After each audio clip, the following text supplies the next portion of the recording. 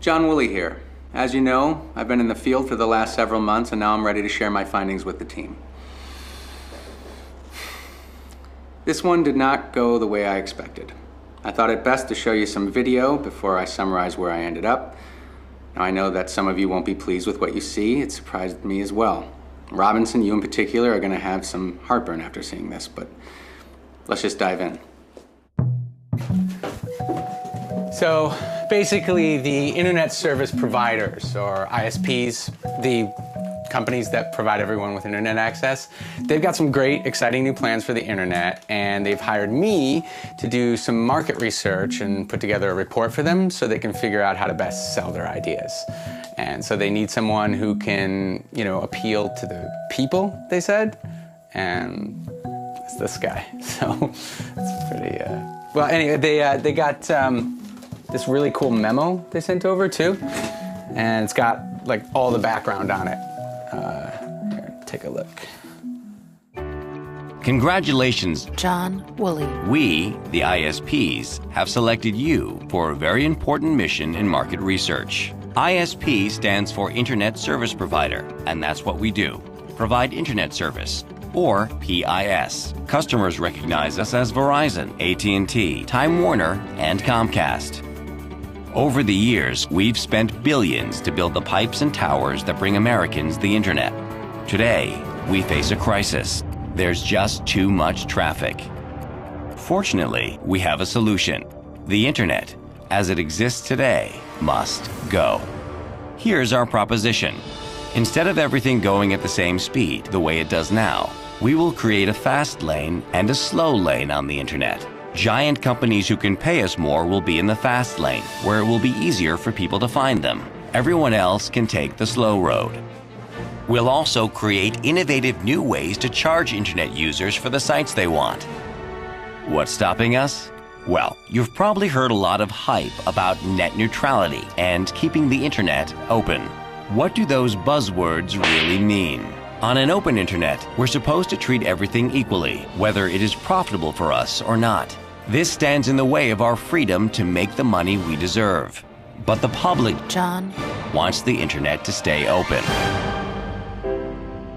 That's why we need you to get out there and talk to people. And help us figure out how to sell our new vision so we can eliminate net neutrality and reach our maximum profit potential. Good luck. Yeah, I'm pretty excited.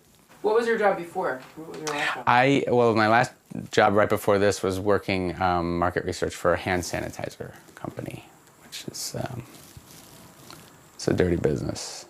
This pretty much goes without saying, but it's not every day that a market researcher gets to work for corporations as powerful as you guys are.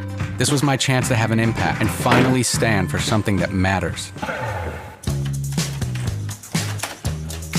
The first thing I had to do was get a better understanding of what this net neutrality business was all about. And from the looks of things, you guys were already making some pretty good headway toward your goal of asserting more control over the so-called open internet.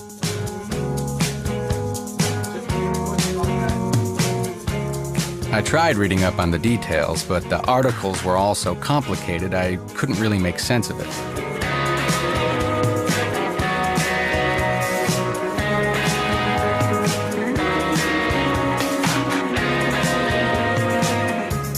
I believe that net neutrality is the First Amendment issue of our time.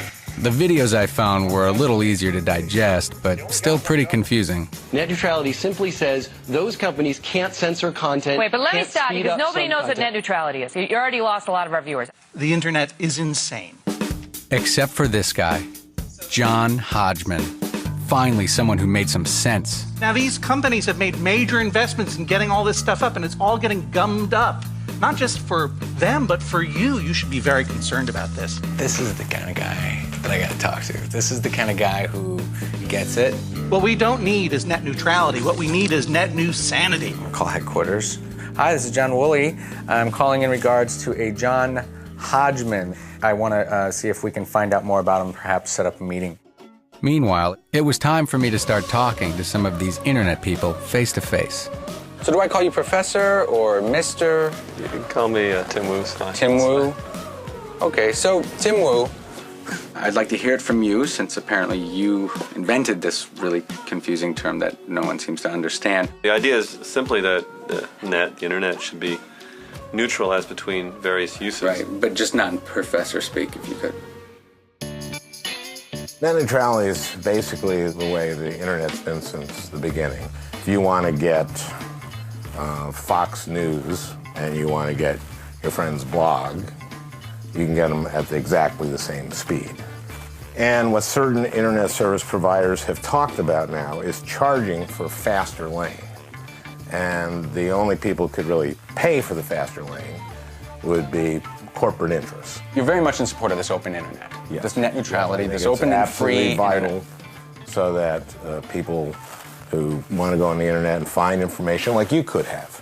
Sure. For example. Yes. You could have, before you came here, could have looked up some of the very questions you're asking me. Can you explain to me what net neutrality is and how it's going to destroy the internet specifically? Well, net neutrality is actually protecting the internet and protecting everyday Americans' voices. We all know that online is filled with garbage and smut and misinformation, and it should all just be completely shoved to the side and have the corporations start over. I know, that sounds like a terrible idea. In an open internet, things do well based on their merit. You could actually take less money than it costs to buy a Ford Focus, invest it in a couple of college students with an idea, and 3 or 4 years later, they could have $1 billion company that hires thousands of people. And that kind of potential, we can't afford to lose that. I mean, net neutrality is a solution to a problem that doesn't even exist. But these companies are on the record in the Wall Street Journal and various places saying, well, in fact, what we'd like to do is create tiered pricing where you pay a little bit more and your message gets communicated more quickly, and they want to break it up that way. And we're suggesting that that, in fact, isn't in either the company or the consumer's best interest. Let's say you built the Brooklyn Bridge under contract from the government. If that bridge decides, well, let's do a deal with Pizza Hut, so they get to cross the bridge to do deliveries, but not Little Caesars, well, then it can put Little Caesars out of business. You can see that the bridge is a perfect example of what the internet is. It is the critical infrastructure in which everyone depends upon. And if it is picking winners and losers, that's a big problem. What does democracy look like? This is what democracy looks like. It's a battle between the old media that have a lot of lobbyists and the future of technology, the future of media. Are you from one of these corporate interests? Well, I'm not allowed to disclose that specifically, but it is. Wait a minute. You have to tell me who you work for. I'm not going to give you an interview unless you tell me who you work for. So you got Time Warner, you got AT&T, you got Verizon. I want to protect their interests, their corporations, which, as we know, are people. It makes sense that you're sort of selling their message. But at the end of the day, America at its best works when everyone's voices are heard. You know, hearts and minds can be changed, so it's kind of exciting. It's kind of like. Are you going to try to change hearts and minds? A lot of the times, the history makers don't know who they are at that moment, but they are them. All right. You know what? That's a vote. I got to go vote. Oh, you got to go vote. And okay. I got to go. It's starting to get a little dark, and I probably should take a few photos of my cat to put on the internet as well. All my dad ever wanted was to call me a vice president of something. Well, your career problems are your own, I'm afraid. So after those conversations, I realized we were going to need to get people thinking about what they would be getting with this new structure of the internet, rather than what we'd be taking away. And for that, I needed a visual. I tried calling John Hodgman to see if he had anything I might be able to use. Hello, Mr. Hodgman. This is John Woolley calling. I'd like to actually speak with you regarding the issue of net neutrality. But when he didn't answer, I just had to go for it myself. What is it? Well, I found this online, and it's basically a chart that explains the fast lane, you know? Big companies who can afford to do it will be prominently featured. We'll get, quicker load times, and, you add $5 or $10 a month here and there, and then you can get all these exciting sites. So I think that's going to help people visualize it. It's kind of perfect. The internet is a messy, dirty, confusing place. That's the internet. That's the internet we have right now, right? Yuck. Yuck, right? So, if we clean up those dirty lines, they start to straighten out a little bit. They start to look a little bit more uniform, okay? Welcome to the future of the internet. Yeah, that's cable TV, right? Right, cable TV. Right, well, we don't want the internet to be cable TV. My brother just started a new blog about education for his consulting business. You'd never find it on this thing. And really, would we miss it? Yes. Oh. Yes, we would. I think I hear what you're saying loud and clear, and here's my response. I want to thank you for coming in today, because it really reminds me why I do what I do, which is trying to warn people about the folks like you doing what you do. Does he even work here? You say you're for internet freedom. I'm the one fighting for internet freedom. Freedom for the corporations. Cleaner, faster internet. Who wants to talk about it? You want to talk about it? We set it up like cable. Are you with me?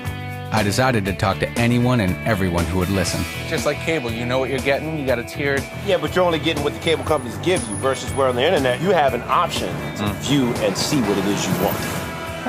And I made it out as far as California, where people are supposed to be more open-minded. Folks want to learn how to fix the internet. I know how. Let's say you want international news about what ships are coming into harbor or something. You know, different countries around the world. You got $5 more. Wait a minute, well. I hit a low point in San Francisco, and a chance encounter while waiting for a trolley just made things worse. You have people that are just clogging up the pipes, that are taking bandwidth. If they're taking bandwidth, that means that someone is liking that service. I started a company called Zipcar that you rent cars by the hour and by the day instead of owning your own car. People loved the idea, and it was because of an open internet that they could find me. If we had this little wish list here, my brand new company would never appear on your menu because you'd never heard of it, you'd never thought of it.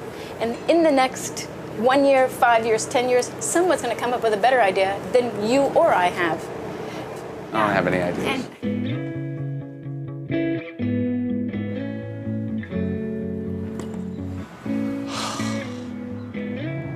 John Hodgman, hi, it's John Woolley again. Listen, I'm gonna get right to it, okay? I've left you a lot of messages. Just disregard those up till now. Just imagine this is the first message I'm sending you. John, I need your help. I headed back to New York to see if I could regain some ground by confronting one of the most notorious bandwidth hogs, Avaaz, with more than 16 million members. An organization who hogs up that much bandwidth should be able to see the benefit of having an internet fast lane. It can be, if all goes right, the future of the internet. What do you think? If we had this system, Avaaz might have never been created.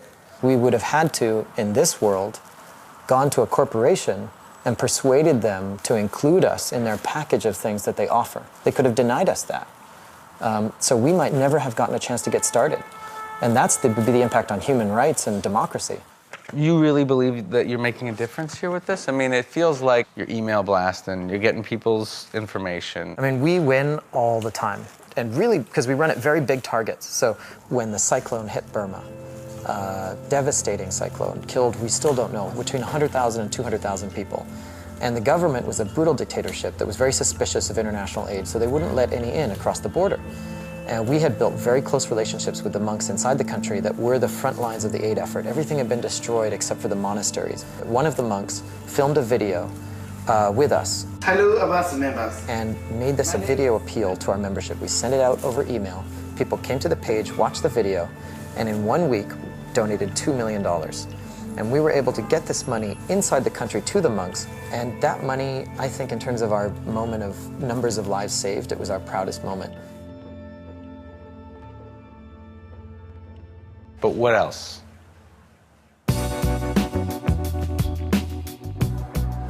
I think it's starting to look like I'm some imbecile. That night, I took some time off from my research and turned to the internet with what the internet does best. Oh, cute. Oh, he's winking. I hate this. Someone's using their dog as a hot dog. I hate myself. Just got an awesome face paint job. What do you think? I like turtles. All right, you're great, zombie. The cat is playing everybody off. So it's just, hold on a second. You gotta see it. I'll email it to you. Uh-oh. Speaking of email. Okay. What is it? Okay, so there's this group called Free Press. Started something called the Internet Freedom Declaration. Okay, that could be a headache. It says we believe in a free and open internet. I'm just gonna call headquarters here. Hi, John Woolley. I just got it, yes. Well, what should I do? What should I say? Oh, that's good. The internet is a finite resource, much like oil is a finite resource. There's only so much. Yeah, I don't think that's right. I think the internet, it's not like a natural resource that we're gonna run out of. We can keep making more. Well, then how do you explain bandwidth hogs? I mean, if I'm trying to watch an episode of Weeds and my neighbor is, you know, download music, movies, I can't get that episode as fast as I want because of that hog. Well, that's true if your cable provider isn't investing in their service and providing more. Now, the problem I'm concerned about is that today's so-called bandwidth hog is going to be tomorrow's average user. Instead of trying to blame everything on the bandwidth hogs, they need to invest in improving their networks. Okay, I'll be honest with you, Craig, I didn't understand any of that. So apparently it wasn't quite true that you guys can't fit everything everyone wants to do on the pipes, since technically you guys could build as much as you want to. But there was one thing Craig hadn't thought of that no one could argue with. It costs a lot of money. The corporations can't spend money they don't have. So let's say they don't have that money. Who's going to build those new cell towers? Are you? Here's the thing. These particular players have lots and lots of money. They are deciding not to invest in the very expensive infrastructure because they're very happy with the profits they're getting now. The problem is that these guys don't face any competition. So Verizon and AT&T get wireless, Comcast and Time Warner get wired, and they never compete. And there's so much money flowing into the campaigns of people who will go up against the internet on behalf of AT&T and Verizon and Comcast and Hollywood and a whole bunch of interests that really want to see the internet squelched. There's no upside for a representative right now in Congress to stand up for an open internet. And we are losing our footing in the worldwide race. Really? Because I think we're America's pretty much #1. And we got the best speeds, best costs. Actually, we're sinking. We're south of Latvia at this point. We're not doing that well. What? Estonia's pulling ahead. So fine. Turns out you guys have plenty of money. But at the end of the day, you worked really hard to make that money. And no one should be telling you what to do with it. So I went to Harvard, where people are supposed to be smart about stuff like money. Pretty cool campus. Looks like Harvard a lot. I mean, I know it's Harvard, but it looks like you would imagine Harvard to be. Look, these companies, AT&T, Verizon, Comcast, Time Warner, they spend a lot of money building these pipes. I mean, they own them. You know, what's wrong with making deals in order to get a better return? That's capitalism. They own them, but they don't own the content, and they don't own the innovation. There is a difference between selling goods and building infrastructure. Okay, think of the electricity grid, right? You have a plug on your wall, you plug something in. When you plug it in, it just serves electricity. It doesn't ask, is this a Panasonic television or a Sony television? It just serves electricity. And what we need is bits to be served just the way electricity is. It just needs to be free, open, neutral network. Can you explain what you mean by free? It's like if you want something, you got to pay for it. I don't just walk in and get free hamburgers whenever I want, you know? Not free in the sense that I'm not going to have to pay for it. Of course, I have to pay for access to the internet. What I'm talking about is that because you're on the Comcast network, Comcast shouldn't be in the position of saying, here are the search engines that you get, and they're going to go cheaper or faster because we've got a special deal with the search engine owners. So you shouldn't think about free in the sense of free beer. You should think of free in the sense of free speech, meaning you, the consumer, or you, the innovator, or you, the creator, get to choose the internet you get access to. How about this? For communities that don't like the way that these internet service providers are presenting the internet to them, why don't they just make their own? Yeah, a lot of communities have. But there are at least 17 states now that have passed laws that effectively forbid these communities from building community broadband services. Like where? Like North Carolina, number one. All right, well, North Carolina, I'm going to have to go down there and fact check you.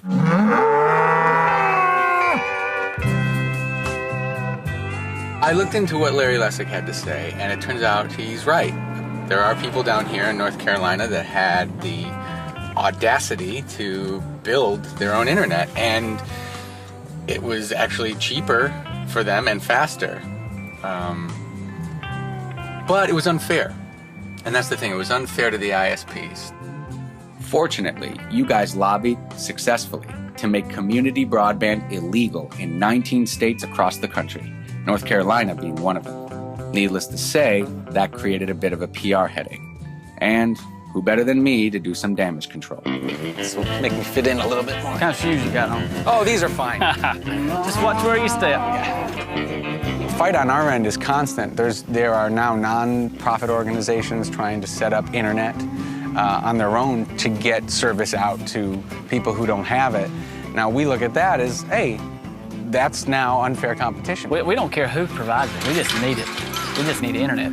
How much more populated does it need to be to get cable? Well, if you have 18 houses per linear mile. Right. I know if I could sell off some land and build some houses, maybe I'd get cable. It's best to probably just not think about it. What would you use it for? Just be screwing around looking at Facebook, or? We might actually get on Facebook. We've never been we've never personally been on it, but I think it would be a good thing for our business, just getting our name out there, building, I mean, for lack of a better word, our farm brand. The fact of the matter is, if we don't have internet access here, we're talking a lot of southern U.S. Right. We're holding these people back from bettering their lives. Oh, boy. So I can understand that farming is a business. They need it. But virtually no one else was living in these towns. It was up to me to tell them that they didn't need the internet, and they probably wouldn't be getting it from us, at least for a while. Just because you're in a rural area does not mean that you don't want to have fast access to internet. New developments will have it, and I'm like, well, that's not fair just because we're not a new development. Right. Our kids, they have to, when they come home, they have to do their homework, and they can't because they don't have the internet. I can take you all over the place and show you what the life without broadband in this county is like. Okay, fine. Let's do it. I would love to see it. Terrific. I'd love to see. I'm not saying I'm calling your bluff, but I'm saying that you're exaggerating. The Death Hill is a high spot on the road where you can actually get 3G connection speeds with air card attached to your laptop. This is where my neighbors' children do their homework. And as you can see, all these cars and trucks passing by, it's kind of disconcerting.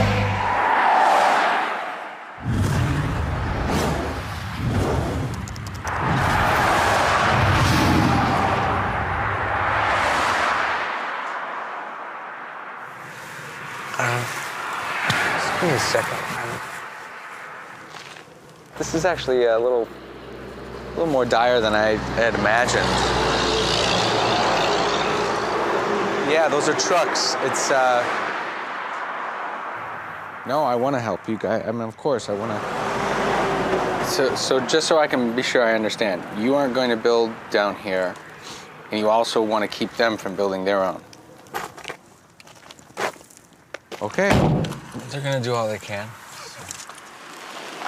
I've heard that before. So thanks for trying. Let me take you back to your car.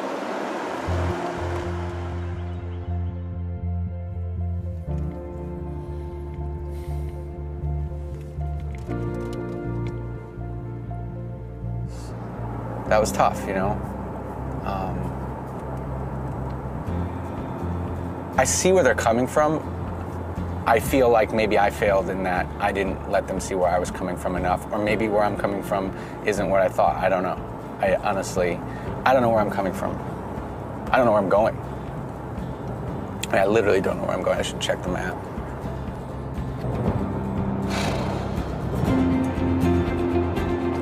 Our kids, they have to, when they come home, they have to do their homework, and they can't because they don't have the internet. If you do this, you pay an extra $5 a month. These guys don't face any competition. The internet is not like a natural resource. We can keep making more. We need the internet to be served just the way electricity is. People loved the idea, and it was because of an open internet that they could find me. People came to the page and donated $2 million. In terms of numbers of lives saved, it was our proudest moment. That kind of potential, we can't afford to lose that.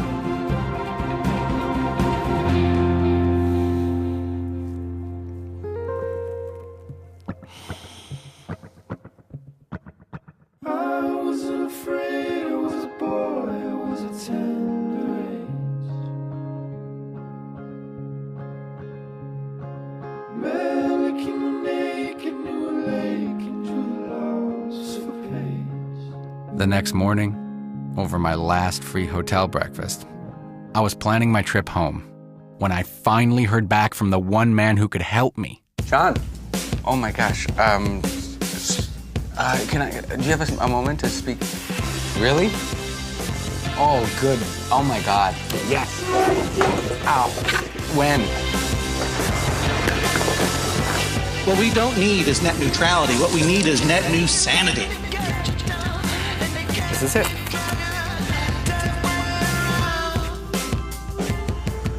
John, how are you? How are you? So great to see you in person. Okay. My gosh, this has been a long. Can I come in for? Sure. Okay. Okay. Everywhere I go, yeah, I'm talking to these people, and they're just not getting it. Even business people that I've spoken to are like for it, for net neutrality, and it's like. I'm not sure. How do you want my help exactly? What? I want a new approach, maybe. Maybe you can give me some advice on how to get people out there, to understand. What side do you think I'm on? Net new sanity is what you're on, buddy. Oh. That was magic. It was really inspiring, and I haven't been able to do that. Actually, I'm for net neutrality. You see what I'm saying? Net new sanity, that's a joke. It's a terrible name for anything. You see? No, That's good. I was playing a character, right? What? I'm a comedian. Well, a literary humorist. A what? You making stuff up now? Wait a minute. Well, that's part of my job, you see? Don't do this to me, John. If you are pro-capitalist, you have to be in favor of net neutrality. The internet is not a finite resource. It's a system of communication and free commerce that needs to be protected.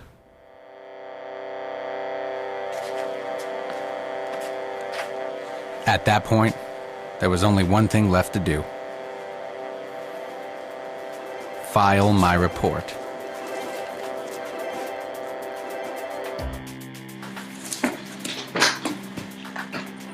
So, here's where we are. I don't think people want this fast lane. And it's not just the consumers. Business people don't want it. So I know it'd be pretty profitable, but it's just not an easy sell. Now I know we have some talking points worked out on this stuff, but you guys saw the video, and those only work when people don't know how the internet works. Based on my findings, I'm sorry, but I think you have to look for another path forward here. And I think you should maybe consider revisiting just building more, better, open internet. That seems like the thing that people want. And I know you guys might go ahead with this anyway. So I took a precaution. I hope this works.